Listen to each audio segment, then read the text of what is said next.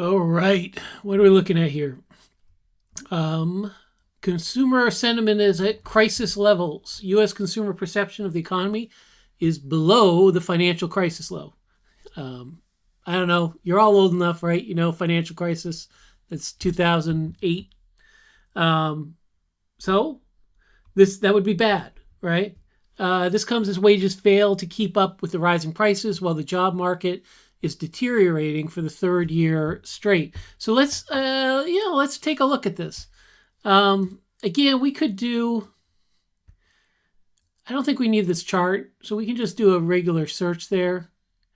Hop over to AI mode.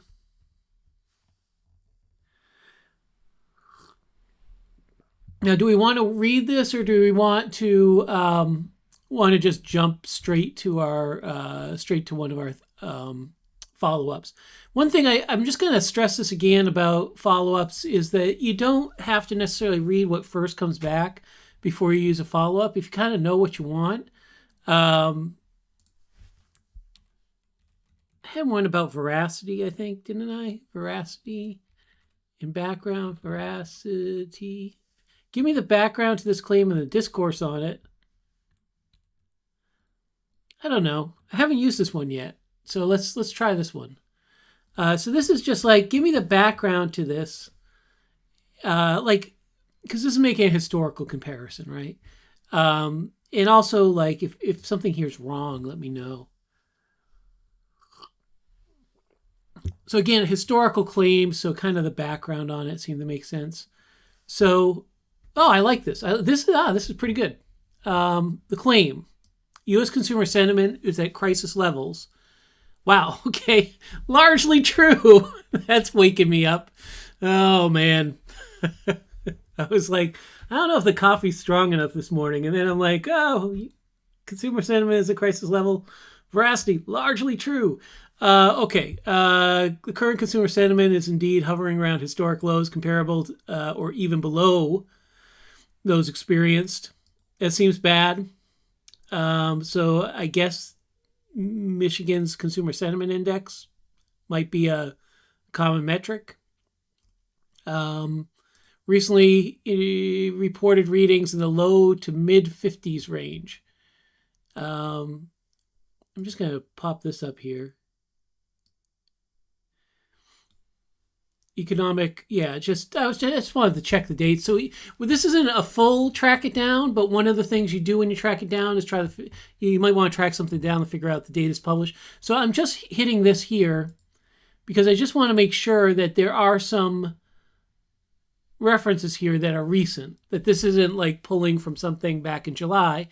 Something like consumer sentiment, it's very important that you get something very up to date. It's tracked on a monthly basis. But yeah, it appears that there are some articles here about U.S. economic optimism plummeting. Wages fail to keep up with rising prices. This was another one that they made, right? As wages keep okay. Nuanced. It's accurate when considering the cumulative impact of inflation since 2021, but less so on a recent year over year. So, declined for 25 consecutive months. Wages have generally grown faster than inflation on a year-to-year basis, but the cumulative effect means that adjusted for price increases, many Americans are still worse off than they were in January 2021. So wages are keeping ahead, but it sounds like we had such a shock to the system beforehand. I just noticed I'm not full in this whole area here. You guys got to tell me these things. So persistent erosion of living. So I mean, the fact that it's kind of six of one, half dozen of another, right? I mean, they're not keeping up. And the job market is deteriorating. Yeah, it's deteriorating in 2025. And again, we can look for more information on that. Seems like this one here, economic optimism plummets, keeps coming up. Um, so do we want to do another little one? Another little follow up here? What else could we ask this? Um, what here makes some sense? What about read the room?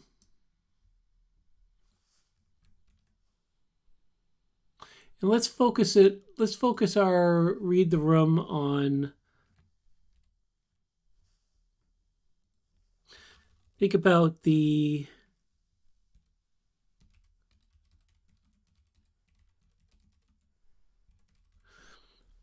What do a variety of experts think about the economic confidence, the recent economic confidence drop? How does scientific, professional, popular media coverage break down, and what does it tell us? Let's see that. I think that's a good choice for this. Oh, it gave me that. Yeah. So this I don't know why it doesn't want to give us that. Let's try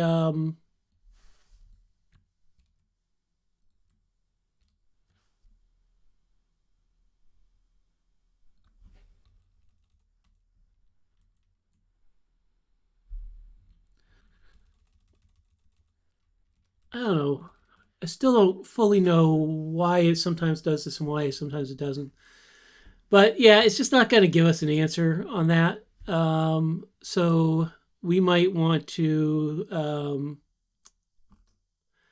Oh, let's do this one. Definitional.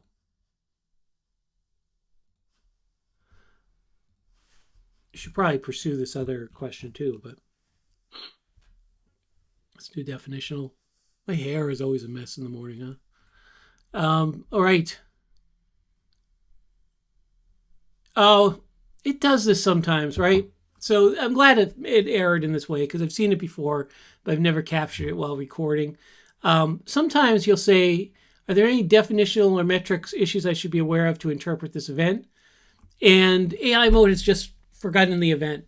And so it just says, hey, let me tell you what definitional issues mean, right? So if it does that, and again, this is annoying and clunky, but they'll fix it eventually, I'm sure. I don't know why it sometimes forgets that, but if it does that, go ahead and search, go to AI mode, and then just closer to the point.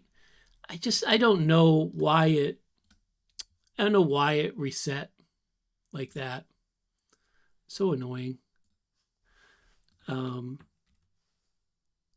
Closer to this, it should remember what we're talking about. There we go. So sometimes AI mode just kind of forgets what you're talking about, like, and that can be why it'll. If you ever see it give you back, you say, "Hey, what are the definitional issues about this event?" And it says, "Webster's defines a definition as well." That's what's going on. So you might have to sort of back up, refeed it that thing, and ask. In this case, we start to get consumers. Oh, interesting. Consumer sentiment and consumer confidence are two different things. I did not know. Ah, okay. Anyway, I'm at 8 minutes, but we learned a couple things today. One, we learned that consumer sentiment is in fact. Wait, consumer sentiment is plummeting? Which one was this? Consumer sentiment is plummeting. Consumer confidence, not sure. Got to look at that. Apparently a different metric. Two, we applied some stuff that worked, but we also showed an example where we tried to get stuff back, it just didn't come back. And then when we did get another question in there, it kind of forgotten everything that we were talking about. And so again, sometimes that's going to happen. Doesn't happen that often, but when it does, you just got to back up and you got to put it back in. And then I think one of the things I learned is I should be using this definitional metrics measurement issue follow-up more, because actually I had zero idea about this. This is actually a really interesting piece here. So apparently the sentiment one is on individual finances, and durable goods. The CCI focuses on employment conditions and labor market factors, which are two very different things. And so you learn something new every day. I hope you do if you're tuning in here. And yeah, I think this is good enough for now. So thanks for joining me on another way too early morning.